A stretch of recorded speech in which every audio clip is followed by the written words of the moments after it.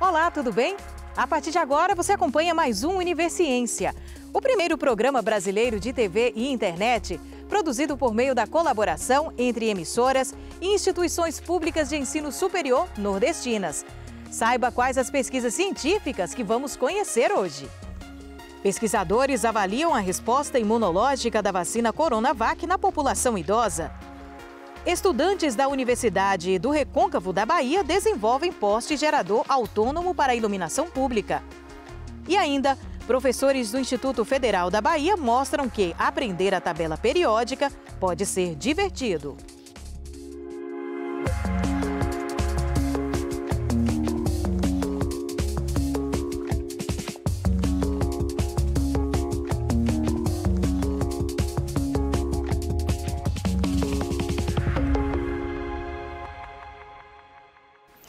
Segundo dados do Ministério da Saúde, com mais de 400 mil mortes desde o início da pandemia, os idosos representam cerca de 70% dos óbitos provocados pela Covid-19 no Brasil. A alta mortalidade pela infecção nessa faixa etária reforça a prioridade dada à campanha de vacinação ao público acima de 60 anos, a fim de garantir a proteção individual e coletiva. No entanto, estudos sobre a efetividade da imunização na população idosa ainda são escassos. E por isso, pesquisadores da Universidade Federal de Sergipe avaliaram a resposta imunológica da Coronavac em 171 idosos e profissionais de instituições de longa permanência de Sergipe. Vamos ver o que eles descobriram?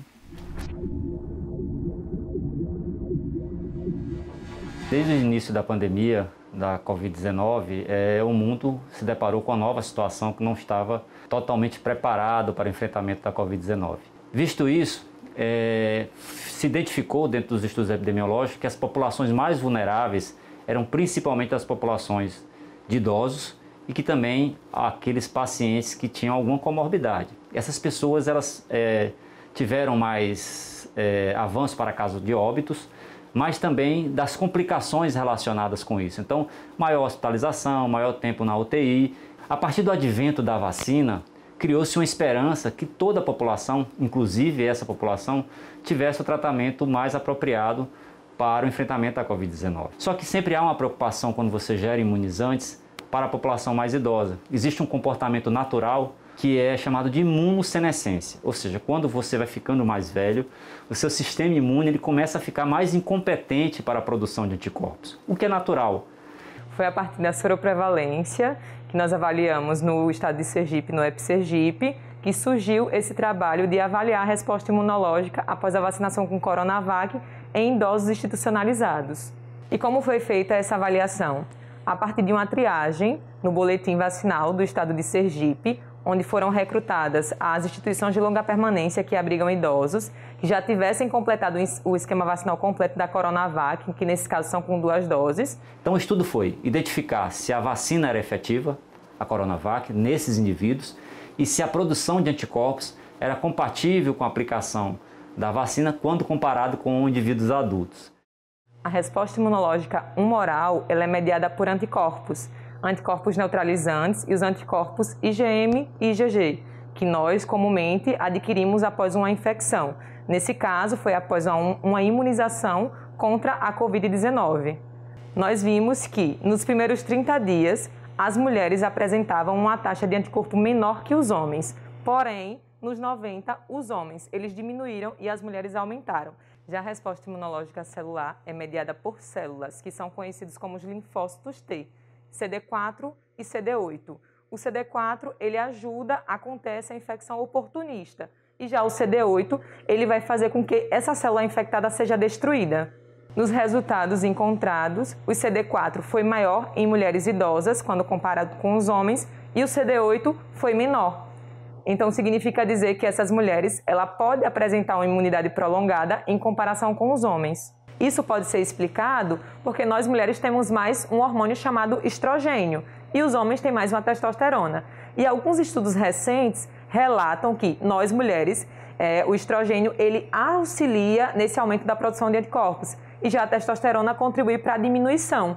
Então é por isso que os homens estão mais ligados a infecção Covid-19 de forma grave, quando comparado com as mulheres. Cerca de 80% a 85% das pessoas que estão evoluindo para os casos graves atualmente no Sistema Único de Saúde, no SUS, são pessoas que não estão vacinadas ou estão com ciclo vacinal incompleto. Se essas pessoas tomassem a vacina e aquelas populações que ainda não tomaram a vacina busquem tomar, ela tem uma cobertura não só de produzir anticorpos, mas também de produzir uma defesa muito mais duradoura. A hipótese inicial era que os idosos eles tivessem uma resposta imunológica inferior aos jovens. Porém, no trabalho foi visto que não, que essa resposta ela foi igual. Porém, o acompanhamento foi pequeno. E por que a hipótese que levantamos não foi confirmada? Porque nós pensamos que esse tempo foi menor de acompanhamento e o imunizante ele vai responder de formas diferentes em diferentes populações. E isso pode estar relacionado à etnia, comorbidades, então pode ter interferido. Então, fica de sugestão para os próximos estudos que avaliem num tempo maior e que vejam variáveis diferentes. Então, o estudo ele é vanguardista no Brasil e também em Sergipe, cria a esperança e traz dados científicos irrefutáveis de que a vacina funciona e ela é muito importante para a proteção de todas as pessoas. A seguir, uma solução eficaz e de baixo custo para a escassez na iluminação pública. Univesciência volta já já.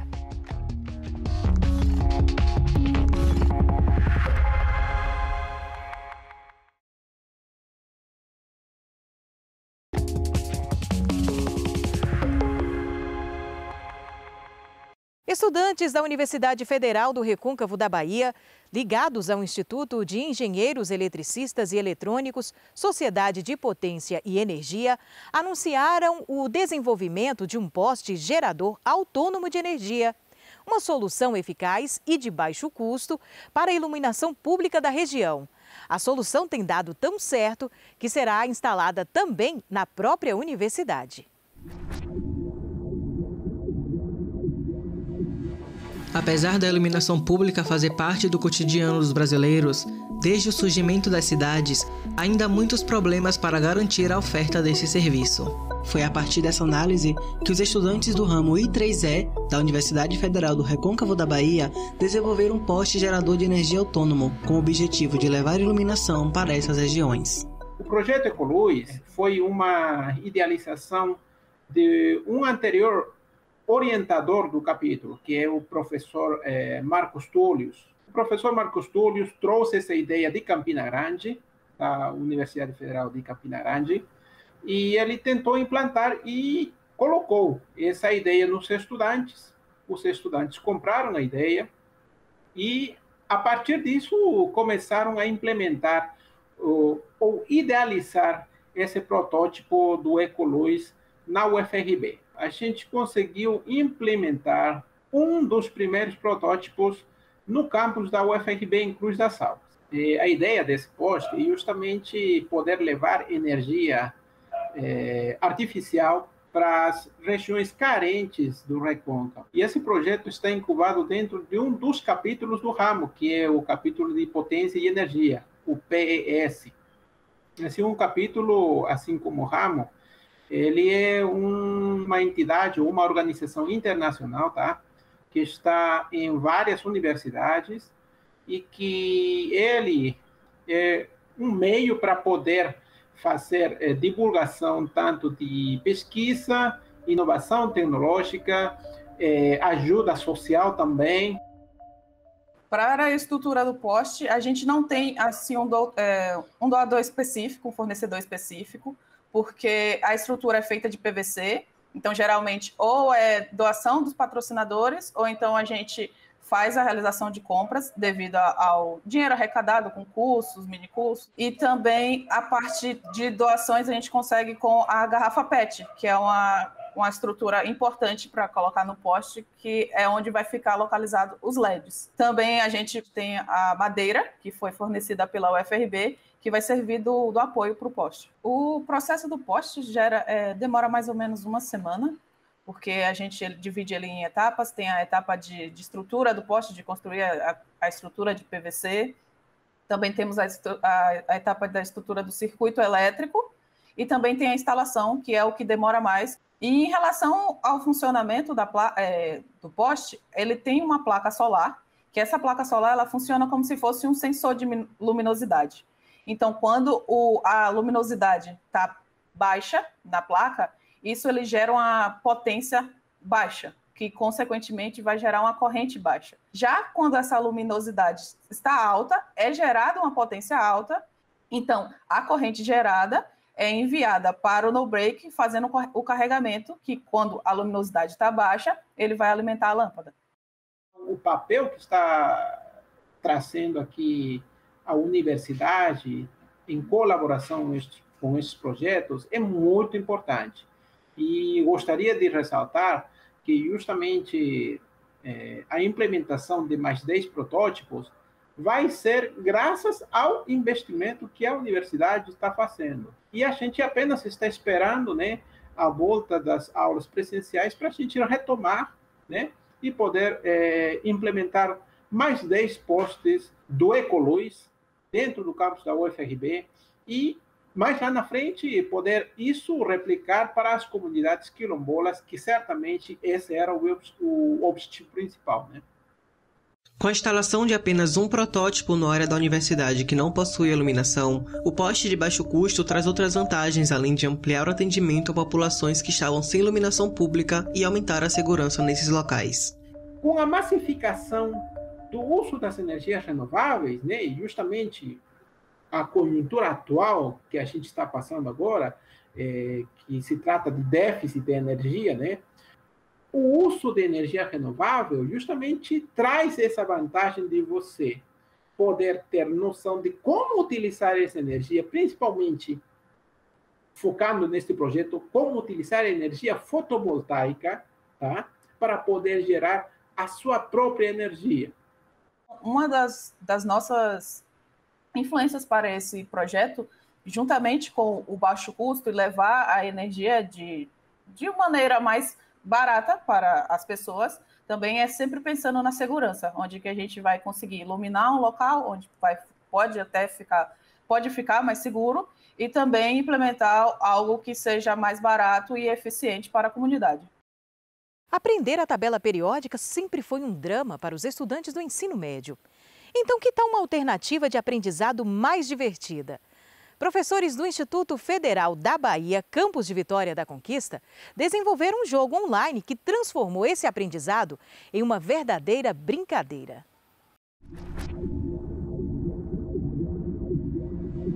A pesquisa sobre o software Big Bang, ela surgiu dentro do grupo de software educacional, que é um grupo concebido inicialmente por mim e pelo professor Pablo, que visa justamente o desenvolvimento de softwares educacionais para o ensino de química. Depois esse grupo foi aumentando e hoje em dia ele tem outros softwares educacionais também voltados para outras áreas do conhecimento. A ideia do Big Bang, na verdade, ela surge dentro de um outro projeto, que era o Programa Institucional de Bolsa de Iniciação à Docência, o PIBID, onde uma estudante do PIBID, Priscila Carvalho, desenvolveu um jogo de tabuleiro, um jogo físico, né, um jogo de tabuleiro e cartas, chamado Jogo da Tabela Periódica. E aí, como a gente já tinha um trabalho junto com o pessoal do Sistema de Informação, os alunos do Sistema de Informação e o professor Pablo, e a gente já tinha outros jogos desenvolvidos, a gente pensou na possibilidade de transformar esse jogo, que era um jogo físico, em um jogo online, que qualquer estudante, qualquer professor poderia utilizar, desde que tivesse um dispositivo ligado à internet, um celular, um tablet ou um computador. Aqui está a tela principal inicial do jogo, Big Bang. Se a gente for observar aqui, a gente tem um tutorial sobre o jogo, aqui os créditos de quem desenvolveu e aqui um ranking geral. Ao iniciar, a gente seleciona o nível que a gente vai jogar, iniciante aqui. Vou colocar um nome, Andréia, selecionar um avatarzinho desse, jogar. Ao jogar, a gente seleciona as dicas, e essa é a primeira dica: gás menos denso que o ar utilizado em dirigíveis e no mecanismo e no enchimento de balões. Qual é? É o hélio. Então, coincidentemente, está aqui o hélio, e o hélio acertou. Para a gente verificar o posicionamento, e aí, como ele acertou aqui na primeira dica, eu tenho aqui 5 pontos. Se eu clicar para ver a outra dica, ele vai informar que eu preciso posicionar esse elemento na tabela periódica. E aí eu tenho uma distribuição eletrônica aqui, um S2, eu consigo enxergar um S aqui, um S2, e eu posso consultar também a distribuição aqui eletrônica pelo diagrama de Pauling e verificar que esse gás ele fica posicionado aqui em cima. Como ele acertou o posicionamento também desse elemento, ele ganha mais 5 pontos. E por aí vai. Isso é bem interessante porque a gente percebe que os softwares educativos, quando são desenvolvidos, eles ficam muito centrados em um local e poucas pessoas conhecem, né? Então, o nosso grupo de pesquisa conhece, os professores de química do IFBA gostam, usam. E esse projeto que a gente desenvolveu foi divulgar esses softwares educativos, que não foi só o Big Bang, outros também, nas escolas, para que os professores, principalmente, tenham conhecimento e que eles comecem a utilizar nas turmas. Então, a gente começou lá no CPM, com a professora Priscila, de Química, a gente apresentou para ela, ela amou, e as turmas dela também gostou, e a ideia é que ela dissemine isso para as próximas turmas.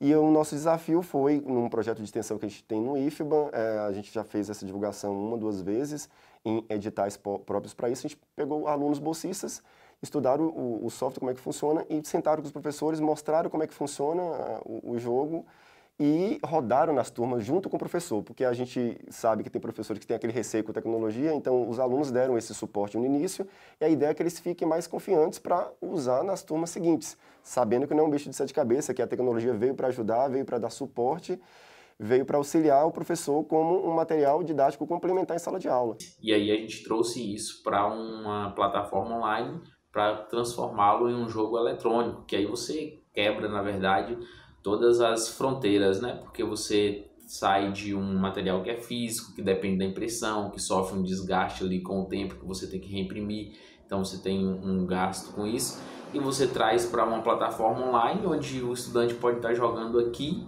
ou pode estar jogando em outra cidade, outro estado, em até o mesmo outro país, utilizando as tecnologias da informação e comunicação como aliada aí ao processo de ensino de química, o que é algo que tem sido cada vez mais buscado pelos pesquisadores, pelos professores, e agora com a pandemia a gente viu aí a necessidade, né, de estar utilizando essas tecnologias como suporte para o ensino de um modo geral. É importante ressaltar aqui que o aluno não só ele vai jogar isso aqui, mas o professor ele pode estar explicando o assunto em sala de aula usando o software. Então ele vai falando da distribuição eletrônica, ele vai falando como é que pode usar o diagrama de Pauling para posicionar, e aí o aluno ele vê isso funcionando na prática, e aí ele vai, claro, chegar motivado a fazer isso em casa, a ver o nome dele no ranking, e ele vai se estimulando a aprender por si só. A ideia é essa, o professor ensinar e o aluno aprender por meio de uma ferramenta lúdica, interativa, dinâmica, por meio de um software educacional. E veja daqui a pouco uma casa que foi transformada em um verdadeiro laboratório a favor da natureza. Depois do intervalo, a gente volta já já.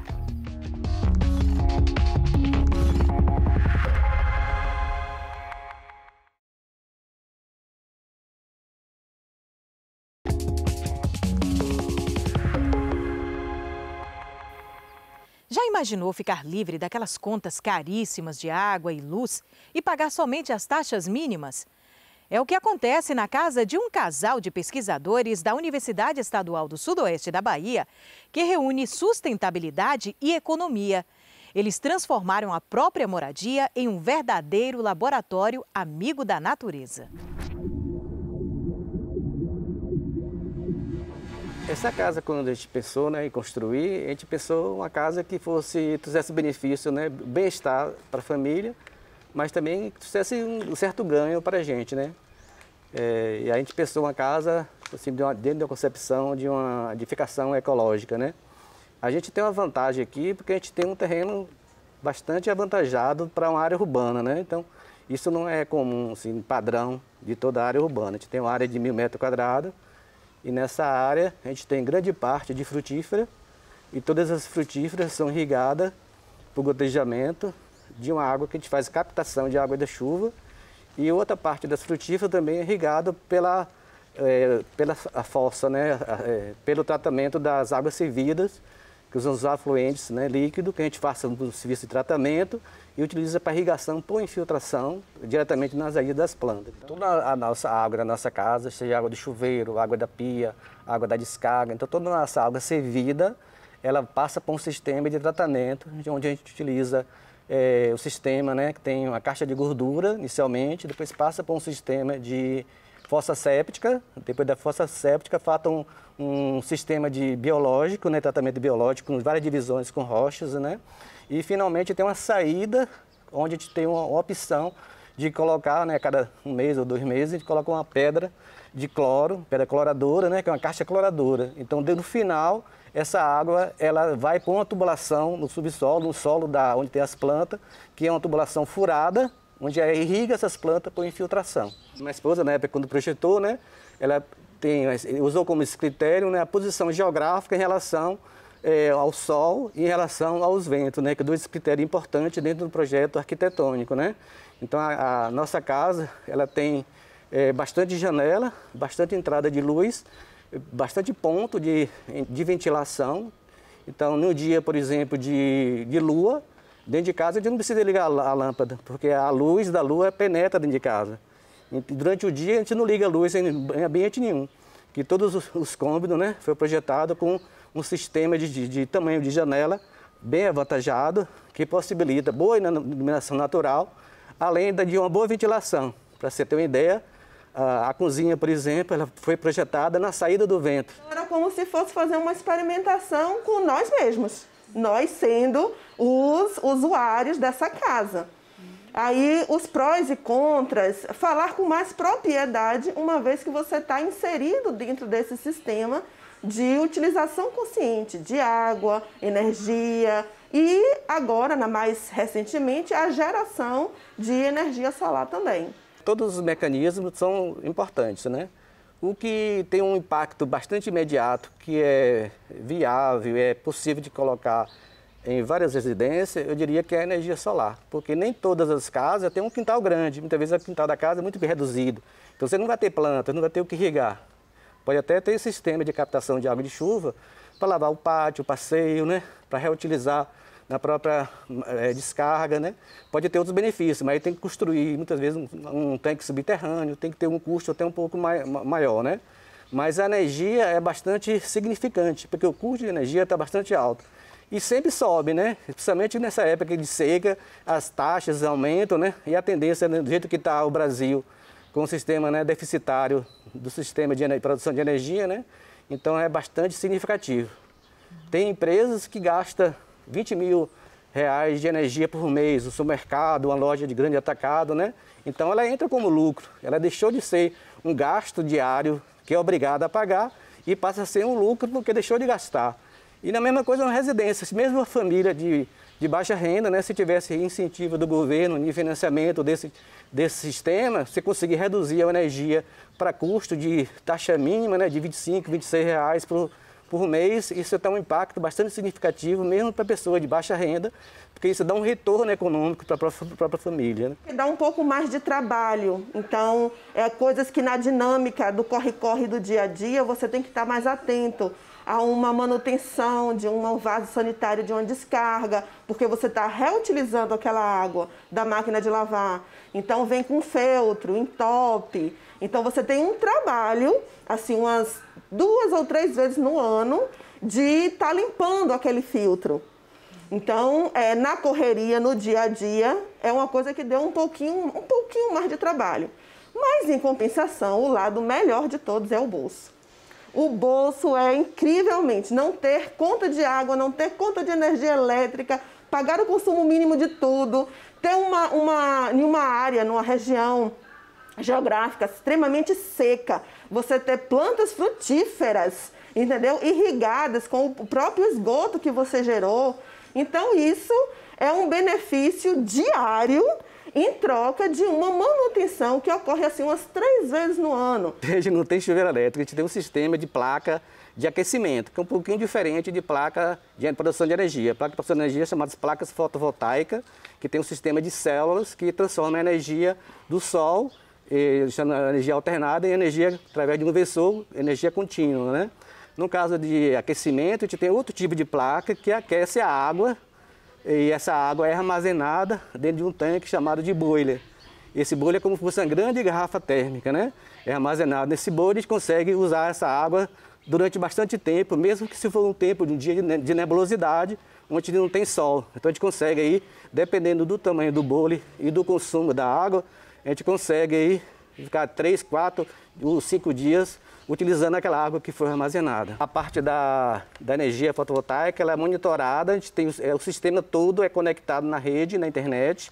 Então, em qualquer lugar do Brasil, pelo celular ou pelo computador, eu consigo acessar a minha usina.